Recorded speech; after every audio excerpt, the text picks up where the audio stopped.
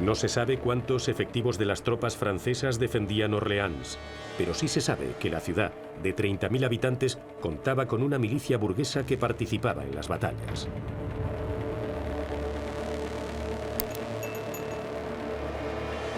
Para combatirla, los ingleses tendrían que juntar de 10.000 a 15.000 hombres. Pero el Reino de Inglaterra sufre serias dificultades económicas y solo ha podido enviar a 5.000. Los asediados siempre están en posición de fuerza. Es un principio que se enseña a los futuros soldados. Para un asedio, se necesita triplicar al adversario. ¿Por qué llevar a cabo una acción tan arriesgada si los ingleses ya controlan todo el norte de Francia? Para los ingleses ese era su momento. Era el momento justo para avanzar e ir entrando en los territorios controlados por la corona francesa. Eso suponía atacar todas las fortalezas a orillas del Loira. Y Orleans era el objetivo principal, porque era la cabeza de puente más importante de ese río.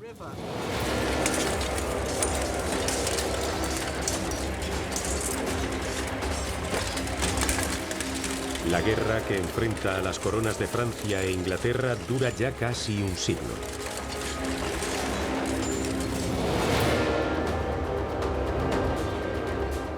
Se desencadenó en 1337 con una pugna dinástica cuando el rey de Inglaterra quiso hacer valer sus derechos sobre el trono de Francia. No era una pugna nacional, era una lucha entre linajes. El rey de Inglaterra, descendiente del rey de Francia, quiso sentarse en el trono francés en lugar de su primo. Una idiotez. Pero las razones reales del conflicto son otras. Esta guerra, que los historiadores convendrían en llamar Guerra de los 100 años, es una guerra de territorios. El rey de Inglaterra posee por herencia en suelo francés la rica provincia de Guyena, y el rey de Francia quiere recuperarla. Un rey de Francia cuya riqueza supera la de su primo inglés. Fundamentalmente, lo que motivó las invasiones inglesas del siglo XIV fue que Inglaterra era un reino pobre, dividido y retrasado respecto a Francia. Los ingleses venían a saquear. Eran piratas, piratas de tierra. Según se van sucediendo las victorias y los fracasos militares de cada bando, grandes proporciones de territorio francés cambian de una corona a otra. En 1428, justo antes del asedio, Inglaterra controla las provincias situadas al norte del Loira. París e Île-de-France pasan a manos inglesas, y tras cambiar de un bando a otro, Guyena vuelve al rey de Inglaterra.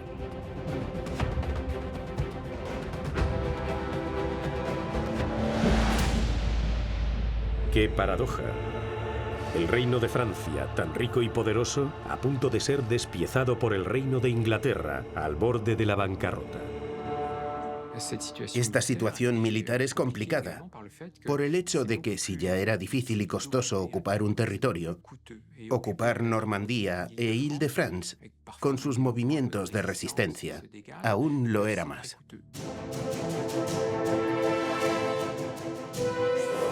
A principios del verano de 1428, el duque de Bedford lanza desde Normandía una gran ofensiva en dirección sur. El objetivo: sumar Guyena a las posesiones inglesas del norte del Loira e ir anexionando todos los territorios que se interponen y que permanecen fieles al rey de Francia, empezando por Orleans.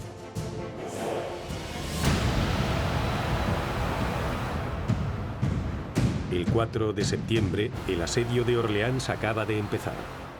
Los ingleses están en posición de fuerza tras haber tomado el puente de Tourelle. Pero un imprevisto trastocará el plan tan bien urdido por los ingleses. A la mañana siguiente de la toma de las torres, Salisbury, capitán de las tropas inglesas, inspecciona las defensas de Orleans. Cuando un bolaño lanzado desde la muralla le golpea en la cabeza. Un niño detonó una bombarda y los artilleros, que llegaron justo después, lo vieron irse corriendo con el cañón ya echando humo. El proyectil entró por la ventana e hirió de gravedad a Salisbury, que murió unos días más tarde. El ejército inglés, privado de su capitán, no sabe qué hacer. Son 4.000 hombres que esperan indecisos ante las murallas de Orleans. El pago de sus sueldos no estaba previsto hasta finales de diciembre. Los ingleses se habían preparado para un asedio de 3 meses, pero se alargaría hasta los 7. A esto se suman fracasos por decisiones estratégicas muy discutibles. Y es que existía un método que se usaba en los asedios de la época y que les habría permitido tomar la ciudad más rápido: la mina, la pesadilla de los asediados. Es una cavidad que se abre abajo en la muralla y se rellena con madera y con pieles de animales. Si se mete un cerdo, por ejemplo, la grasa fundida aviva el fuego. Entonces, las llamas hacen explotar las piedras de la muralla.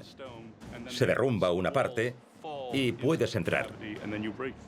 Por lo que parece, los mineros no actuaron. ¿Por qué? Pues no se sabe, la verdad. A lo mejor el foso de delante de la muralla era demasiado profundo, más de lo que pensaban, y los mineros no podían trabajar. Sea como fuere, no se llevó a cabo la operación.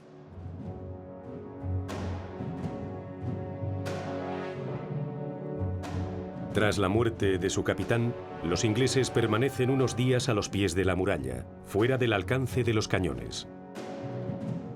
Luego retroceden varios kilómetros y dejan varias decenas de hombres apostados en el fuerte de Tourelle.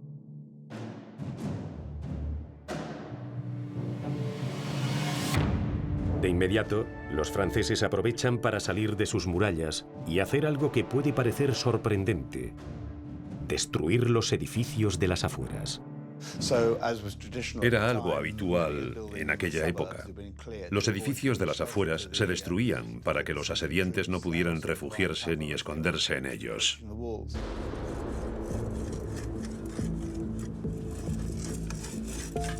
Pero los ingleses no tienen intención de rendirse, solo tienen que cambiar de estrategia. Una opción se impone: la del asedio. Los 4.000 soldados ingleses aunan fuerzas para tomar sus posiciones. Si no pueden tomar Orleans por el asalto, la aislarán y matarán de hambre a su pueblo. Así se lanzan a construir un cerco alrededor de Orleans compuesto por pequeñas edificaciones protegidas por fosos que les permitirán privar a la ciudad de fuentes de abastecimiento. Hay que pensar que los ingleses se iban a instalar en una especie de tierra de nadie, salpicada de casas e iglesias medio derruidas. En 4 meses lo construyen todo. Una proeza de la ingeniería militar. Al este, la Bastilla Saint-Loup. Esta domina el Loira y cierra el camino a Borgoña. Casi enfrente, al oeste, la Bastilla de Saint-Jean-le-Blanc. Al sur del fuerte de Tourelle, la Bastilla de los Agustinos. Al suroeste, la de Saint-Privé. Hacia el norte, una quinta Bastilla construida en medio del río, en el islote Carlomagno. En la margen derecha, la Bastilla de Croix-Boissé bloquea el camino hacia Blois. Y más al norte, las Bastillas Fuerte Londres y Fuerte Rouen cierran el camino de Châteaudun. Y la del Fuerte París impide el paso hacia la capital. Una bastilla es un bastión pequeño. Por lo general, cuando había todavía un edificio estable, construían alrededor. Por ejemplo, partían de una iglesia y construían.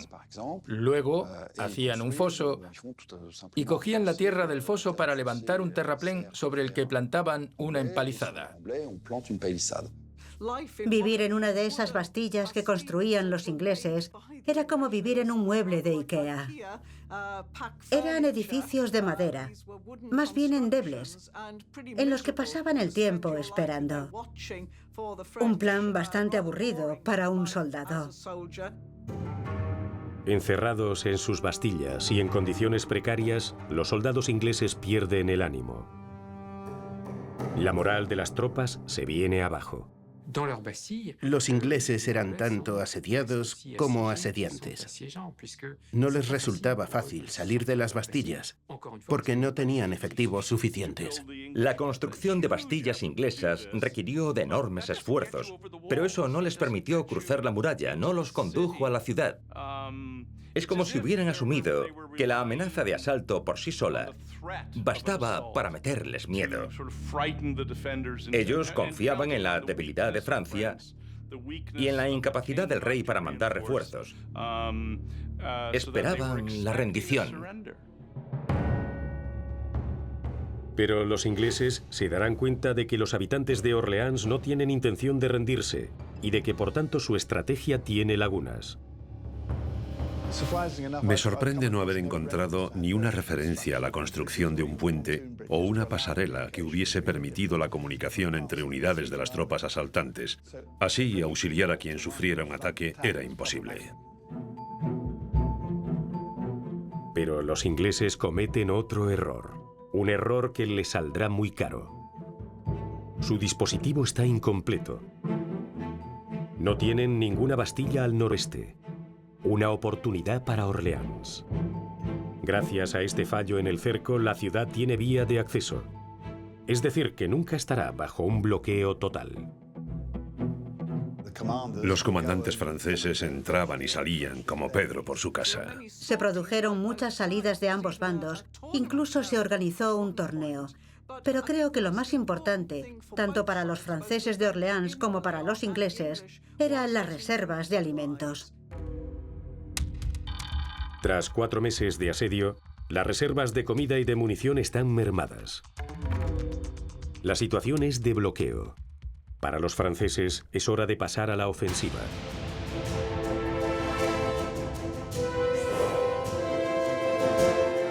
En febrero de 1429 llega a oídos de los franceses que un convoy de 300 carros cargados de harina y arenques había salido de Chartres para reabastecer a los ingleses. Deciden entonces salir en busca de aquel convoy lleno de pescado. Mal preparada y poco coordinada, la expedición se topa con un convoy defendido por ingleses fuertes y aguerridos. El ataque, que pasaría a la historia como la Batalla de los Arenques, acaba en humillación para los franceses. Que la comida no llegase a manos de los asediados reforzó las esperanzas de los ingleses, que pensaron que Orleans no tardaría en caer. Un duro golpe para el bando francés. Pero los ingleses aún no han ganado la partida. Y pese al reabastecimiento, los ánimos están a la baja y las deserciones se multiplican.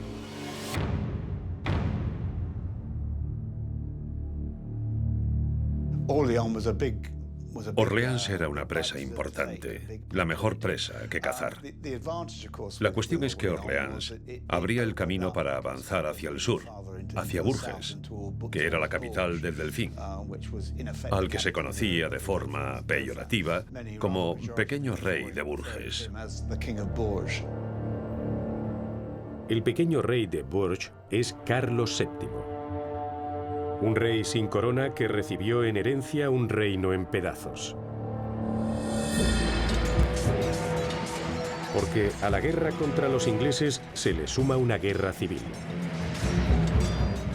Una situación que se complica todavía más cuando en octubre de 1422 el Delfín se proclama rey de Francia bajo el nombre de Carlos VII. Pero para ser legítimo ha de ser coronado en Reims. Se mezcla el derecho divino del rey con un rito de coronación muy particular que le otorga un estatus equivalente al de sacerdote. La gente creía que Dios intervenía en el día a día, en los asuntos del rey y en el campo de batalla. Pero Reims, al igual que París, está en manos borgoñesas y, por tanto, de los ingleses. Carlos VII no puede ir y se ve obligado a ser para siempre el pequeño rey de Bourges. En 1428 sus tropas habían recuperado Chinon y él instala allí su corte. Allí descubre que los ingleses asedian Orleans y también se reúne con una figura clave. Una joven campesina venida de Lorena, vestida de hombre y con el pelo corto, acude a su encuentro para decirle que Dios está con él. Se llama Juana de Arco.